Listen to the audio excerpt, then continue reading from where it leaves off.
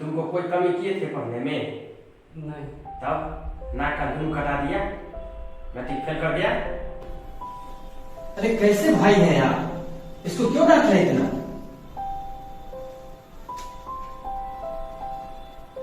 कैसे फेल कर दिया? सब क्वेश्चन नहीं बनाए थे। सब क्वेश्चन बनाना चाहिए था तुमको। काहे नहीं बनाया सब क्वेश्चन? पूरा नहीं आ रहा था। अरे पूरा क्वेश्चन नहीं आ रहा था तो आधा भी तो बना देता। गलती हो गई। तुम मैट्रिक में 20 नंबर लाया है। आंसर पूरा नहीं आ रहा था।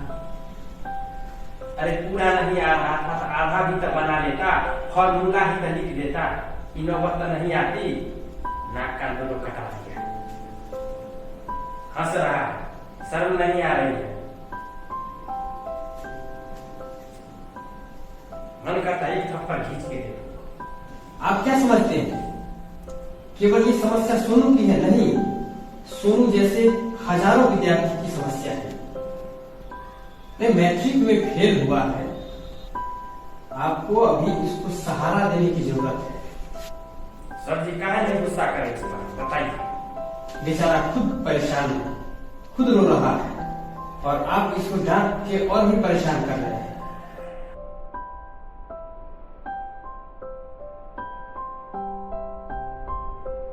सुन, तुम घबराओ नहीं, सब ठीक हो जाएगा और आप भी इसे डांटिएगा नहीं।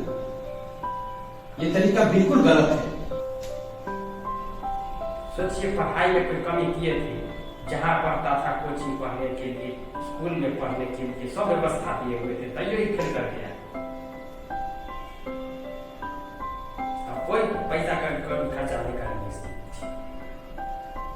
ये कहानी सिर्फ सोनू की नहीं है, ये कहानी उन तमाम बच्चों की है जो बोर्ड एग्जाम्स की तैयारी करते हैं और उसके बाद एक ऐसा परिणाम आता है जो उनकी आंखों में आंसू ला देता है।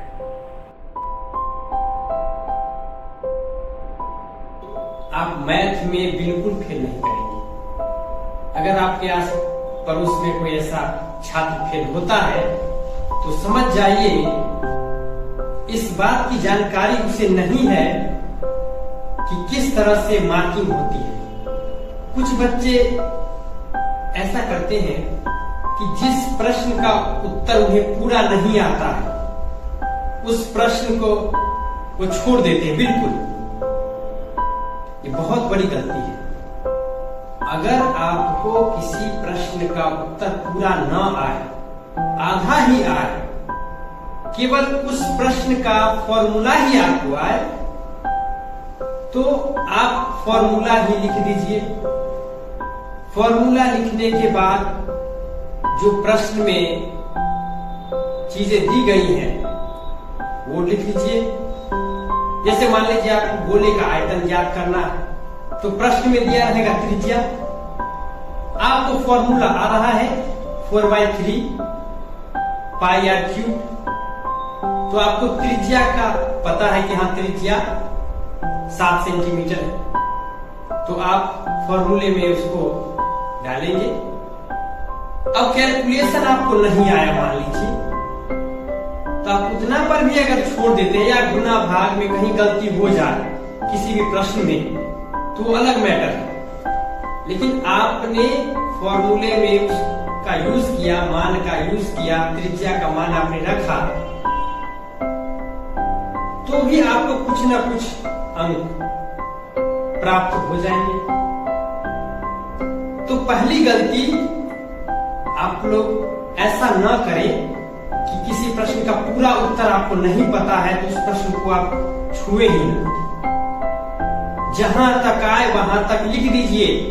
कहें कि कॉमन मिस्टेक ये है कि वो बराबर का निशान नहीं देते, तो आपको पूरा अंक कैसे मिलेगा? बराबर का निशान जहां देना होता है वहां देना जरूरी है। गोले का पृष्ठीय क्षेत्रफल निकाला तो उसकी इकाई कुछ ना कुछ तो होगी। जैसे हम वर्ग सेंटीमीटर कहें या वर्ग मीटर कहें तो अंत में वो लिखना जरूरी है। कुछ छात्र क्या करते हैं प्रश्न संख्या ही नहीं लिखते हैं, ये चौथी गलती। उत्तर देते चले जाते हैं, तो क्वेश्चन नंबर लिखना जरूरी है। पांचवी गलती, कुछ छात्र क्या करते हैं कि एक ही प्रश्न संख्या रहती है और उसमें अलग अलग उत्तर देते हैं। यानी क्वेश्चन नंबर 10 पहला पेज पर भी है और बीच में भी है, 5वें पेज पर भी क्वेश्चन नंबर सेम है, उत्तर अलग अलग है। तो आपको इस बात का ख्याल रखना है कि जो क्वेश्चन नंबर है उसका उत्तर आप लिख रहे हैं अथवा नहीं। हम बात मैथमेटिक्स की करते हैं क्योंकि मैथमेटिक्स में ही ज्यादा बच्चे असफल होते हैं। मैं पिछले 10 वर्षों से गणित पढ़ाते आ रहा हूं, तो छात्र जो गलती करते हैं उस पे मैंने प्रकाश डाला। मैंने कहा था कि आपको अगर किसी प्रश्न का पूरा उत्तर नहीं आता है तो आपको उसको छोड़ना नहीं है, बनाना है। ये जरूरी नहीं कि गलती हो, अगर गलती हो भी जाए, आपने प्रयास ही नहीं किया तो फिर अंक कहां से प्राप्त करेंगे। सारांश बता देता हूं कि जब भी आप मैट्रिक की परीक्षा देने जाए या फिर कोई भी बोर्ड एग्जाम, बिहार बोर्ड की हो या किसी और बोर्ड एग्जाम की मैं कह रहा हूं, तो कोई भी क्वेश्चन या जितना भी आपको दिया है, कितने प्रश्नों का उत्तर देना है, तो छोड़ना नहीं है, कुछ ना कुछ लिख देना है उससे संबंधित। आपको केवल फॉर्मूला ही आता है, फॉर्मूला ही लिखिए, उसमें मान डाल दीजिए, लेकिन आप कुछ ना कुछ लिखिए, तभी आपको अंक मिलेगा। कुछ ना कुछ अंक तो मिलेगा ही, स्टेप वाइज मिलता है।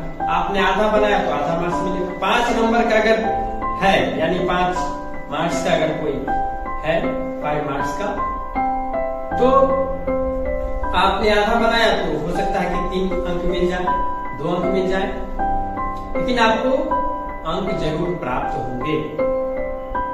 तो कोई प्रश्न छोड़ना नहीं है। दूसरा कि आपको मैथ में बराबर का निशान जहां देना जरूरी है वहां देना है। तीसरा कि प्रश्न का जब हम हल करेंगे तो जहां इकाई है, जैसे लंबाई है तो मीटर में होगा या सेंटीमीटर में होगा, वो लिखना जरूरी है। नहीं लिखेंगे तो आपको पूरे अंक नहीं मिलेंगे। तीसरा कि आप कैलकुलेशन जब करते हैं, गुना भाग करते हैं, जोड़ घटाव करते हैं, तो वो सही हो तो आपको थोड़ा सतर्क रहना पड़ता है। सावधानी बरतिएगा कि आपसे कैलकुलेशन में गड़बड़ी ना हो, आप जोड़ घटाव गुना भाग जो करते हैं उसमें गलती ना हो। उसके बाद प्रश्न संख्या आप जरूर लिखें। जिस प्रश्न का उत्तर आप दे रहे हैं उस प्रश्न की संख्या को आप लिखेंगे और फिर उसका उत्तर देंगे। क्वेश्चन रिपीट नहीं करना है और जितने प्रश्नों का उत्तर आपको देना है उतने ही प्रश्नों का उत्तर दीजिए। और आंसर शीट में, यानी जो कॉपी है आंसर बुकलेट, उस कॉपी में आपको प्रश्न लिखने की आवश्यकता नहीं है, क्योंकि ये वीडियो न केवल छात्र देख रहे हैं बल्कि शिक्षक और अभिभावक भी देख रहे हैं।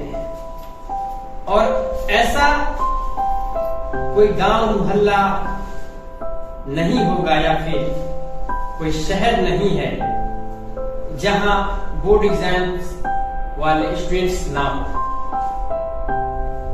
तो ये सबको जानना है। आपके परिवार में भी कोई बच्चा होगा, आज नहीं 2 साल बाद ही वो बोर्ड एग्जाम देगा, लेकिन उसको भी ये जानना जरूरी है। अभिभावक बच्चे पे बहुत ज्यादा प्रेशर डालते हैं। प्रेशर डालना ठीक है, लेकिन ऐसा प्रेशर न डाले पढ़ने के लिए कि बच्चे का मनोबल ही टूट जाए। आप मार्क्स के पीछे भागने के लिए कहते हैं बच्चों को, आप उसको नॉलेज गेन करने की तरफ मूव कराइए, उसको प्रेरित कीजिए कि वो पूछे उसके अंदर जिज्ञासा पैदा हो, ऐसा कुछ उपाय कीजिए। पढ़ने के प्रति उसके मन में एक ललक पैदा हो। बच्चे अगर कम मार्क्स लाते हैं या फेल हो जाते हैं, तब उसे आपकी सिंपैथी चाहिए, उसे आपका सहारा चाहिए। वो फिर से अच्छा करेगा, लेकिन आपका साथ जरूरी है।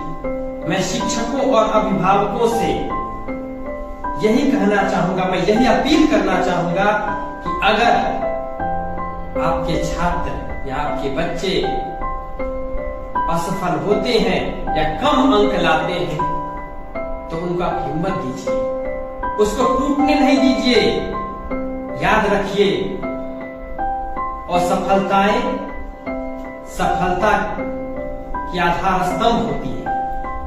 तो देश में, समाज हित में, छात्र हित में, या मैं कहूं कि किसी के परिवार के हित में भी इस वीडियो को आपको अधिक से अधिक शेयर करना है। आप क्या चाहते हैं? कल्याण हो कि नहीं बच्चों का? बच्चे देश के भविष्य हैं। आप भविष्य के साथ खिलवाड़ न करें। इस वीडियो को अधिक से अधिक शेयर करें। और हाँ, अगर आपने अभी तक चैनल को सब्सक्राइब नहीं किया है तो जरूर सब्सक्राइब करें। विदा लेने का वक्त आ गया है। धन्यवाद।